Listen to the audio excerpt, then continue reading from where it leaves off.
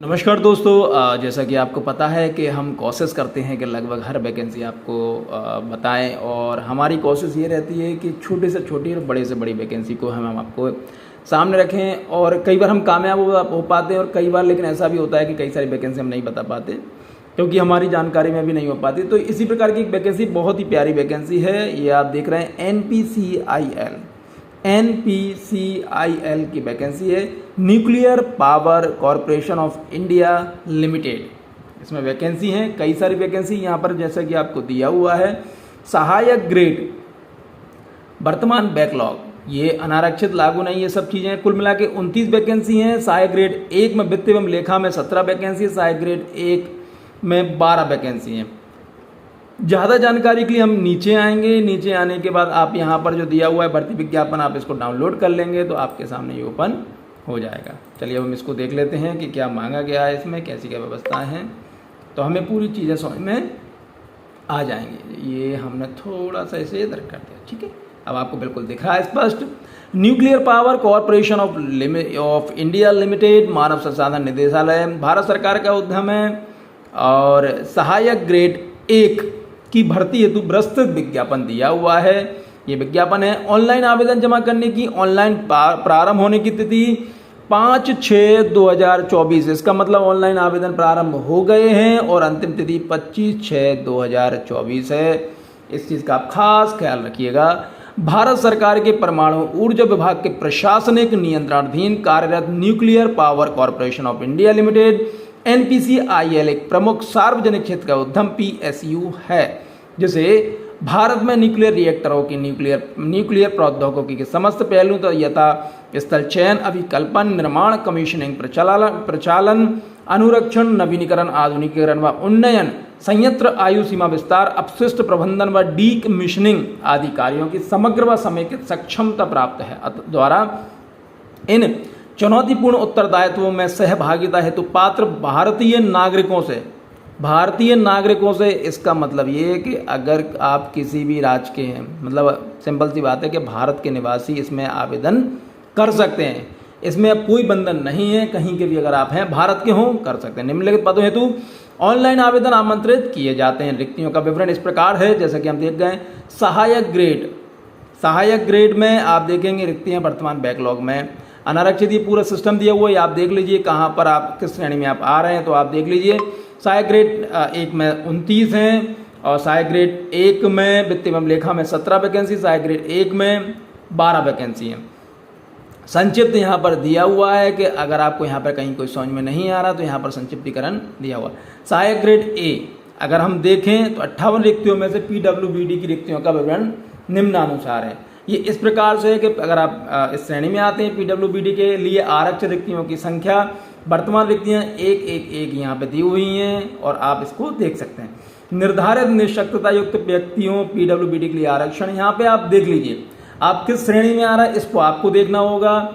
और वीडियो में ये बहुत सारी चीज़ें मैं नहीं बता पाता हूँ, इसलिए मैंने आपको बता दिया कि नोटिफिकेशन आप कहाँ से डाउनलोड कर सकते हैं। जब भी आप किसी भी वैकेंसी में फॉर्म भरें तो नोटिफिकेशन आवश्यक रूप से बिल्कुल पढ़ लें, 2-2 3-3 बार पढ़ लें और ऐसे व्यक्ति को और पढ़ा दें जिसको आपको लगता है कि नहीं ये व्यक्ति सही हमें समझाए देगा। ये तारीख है हम पहले ही देख चुके हैं। अब हम आगे बढ़ते हैं। आवेदन शुल्क का भुगतान केवल सामान्य आर्थिक रूप से कमजोर अन्य पिछड़ा वर्ग के पुरुष अभ्यर्थियों को ही ₹100 की गैर वापसी योग्य राशि के आवेदन शुल्क का भुगतान करना है। महिला अभ्यर्थी, अनुसूचित जाति, अनुसूचित जनजाति, शारीरिक निःशक्तता वाले अभ्यर्थी, पूर्व सैनिक, युद्धक कार्रवाई में हतरक्षा कर्मियों के आश्रितों, DODP KIA व NPCIL कर्मचारियों को आवेदन शुल्क के भुगतान से छूट प्राप्त है। अब हम देखते हैं शैक्षणिक योग्यता क्या चाहिए, अनुभव क्या चाहिए। तो तीनों वैकेंसी में किसी मान्यता प्राप्त विश्वविद्यालय से न्यूनतम 50% अंकों के साथ कोई भी स्नातक डिग्री। बहुत ही शानदार, विश्वास मानिएगा कि ऐसी वैकेंसी में आपसे कुछ ना कुछ एक्स्ट्रा मान लिया जाता है। चलो हम देखते हैं। नोट, योग्यता मानदंड के संबंध में न्यूनतम वेतन योग्यता आवश्यकता को पूरा किया जाना होगा। न्यूनतम योग्यता के उच्चतर योग्यता सहित कोई अन्य योग्यता अभ्यर्थियों को अयोग्य नहीं करेगी तथा भी केवल वेतन न्यूनतम योग्यता पर ही विचार किया जाएगा। कुल मिलाकर हम यहाँ पे बात करें कि अगर आप ग्रेजुएट है तो आपका काम हो जाएगा। बाकी आप इन चीज़ को देख लीजिए, समझ लीजिए।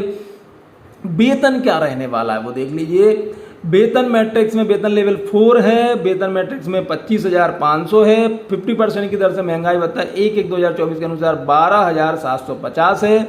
अनुमानित मासिक परिलब्ध वेतन प्लस महंगाई भत्ता 38,250 रुपये आपकी वेतन रहेगी। डीए महंगाई भत्ता डीए भारत सरकार द्वारा समय समय पर अधिसूचित दरों पर आधारित रहेगा। इस चीज़ का भी आप खास ख्याल रखिएगा।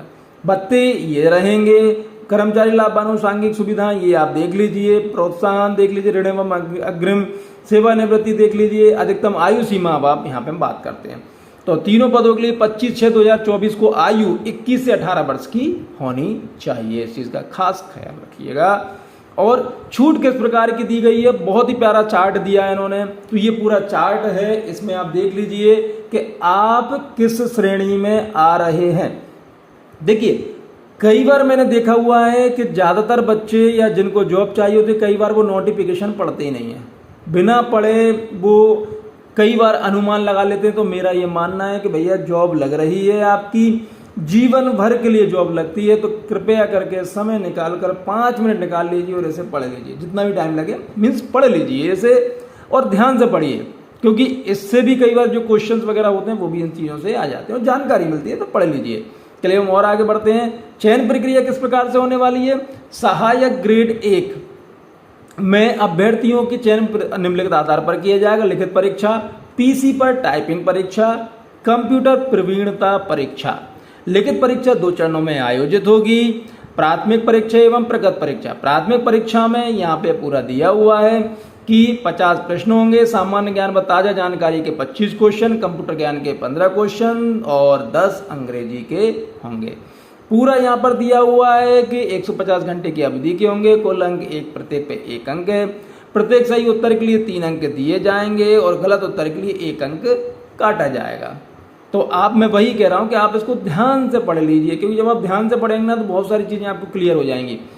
कौशल परीक्षा, पर्सनल कंप्यूटर टाइपिंग प्रवीणता परीक्षा आयोजित करने की प्रक्रिया, पैराग्राफ की इंटेंडिंग, ये सब पूरा इन्होंने दिया हुआ है कि फॉर्मेट में निम्नलिखित विशेषताओं का परीक्षण किया जाएगा। तो इस चीज़ों का आप ध्यान रखिए भाई, जिस चीज़ का परीक्षण किया जा रहा है उस चीज़ के लिए आप तैयार रहिए। कंप्यूटर प्रवीणता परीक्षा आयोजित करने की प्रक्रिया, पूरी प्रक्रिया। प्रतीक्षा सूची का प्रचालन बताया। यात्रा भत्ता की प्रतिपूर्ति निम्नानुसार की जाएगी, किस कंडीशन में की जाएगी, कैसे की जाएगी, इसको आप ध्यान से देख लीजिए कि किस।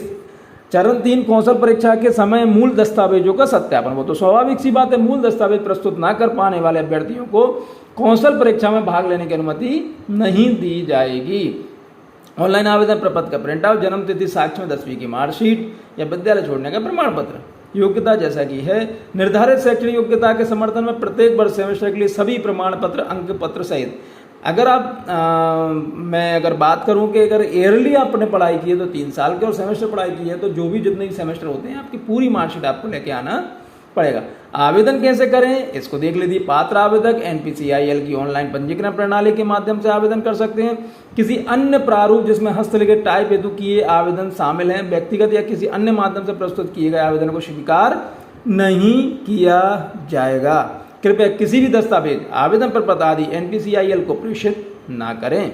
अभ्यर्थियों से अनुरोध है कि आवेदन करने से पहले अर्हता मानदंड को पढ़ ले। भैया ये बिल्कुल सही बात है कि पहले देख लीजिए कि आप इस जॉब के योग्य हैं अथवा नहीं। आप योग्य हो तो ही इसमें आवेदन करिएगा। सुनिश्चित कर लें कि वे इन मानदंडों को पूरा करते हों। अभ्यर्थियों को केवल वेबसाइट www.npcilcareer.co.in पर दिए गए ऑनलाइन आवेदन प्रपत्र के माध्यम से ही आवेदन करना होगा। वेबसाइट पर ऑनलाइन आवेदन प्रपत्र 5/6/2024 से 10 बजे से लेकर 25 से 2/24 को शाम 17 बजे तक उपलब्ध रहेगा। ये पूरी चीज़ें दी हुई हैं, ये पूरा फॉर्मेट दिया हुआ है किस फॉर्मेट में आपको करना है। ऑनलाइन पंजीकरण प्रक्रिया में निम्नलिखित चरण होंगे। ये पूरी क्लियर कर दी है। शैक्षणिक योग्यता, शैक्षिक योग्यता, व्यक्ति का विवरण, ये पूरे चरण हैं। ये चरण पूरे बताए गए हैं। आवेदन शुल्क का भुगतान ये भी बता दिया गया 100 रुपये है। किस किस को करना है हम पहले ही पढ़ चुके हैं, तो आप देख लीजिए कि किस प्रकार से है। सामान्य शर्तें यहाँ पे आप पढ़िए। 21 वर्ष और उससे अधिक भारतीय नागरिक हो आवेदन, यहाँ पर पूरी कंडीशन दी हुई है, तो आप इसको ध्यान से पढ़ लीजिए। और ऐसा कुछ महत्वपूर्ण जो मैं आपको आपसे समझ करने का ये तरीका है कि संपर्क कैसे करना है, यहाँ पे ये दिया हुआ है। इसके आधार पर भी आप कर सकते हैं। और यहाँ से फिर ये अगर आपको लगता है कि आपको इंग्लिश में पढ़ना है तो यहाँ पर ये पूरा इंग्लिश में भी एडवर्टाइज दिया हुआ है। तो अगर आप इसमें योग्य हैं, योग्यता आपके इस लायक है, तो जितना जल्दी हो सके उतना जल्दी इसमें आवेदन कर दीजिएगा। चलिए बहुत बहुत धन्यवाद, थैंक यू।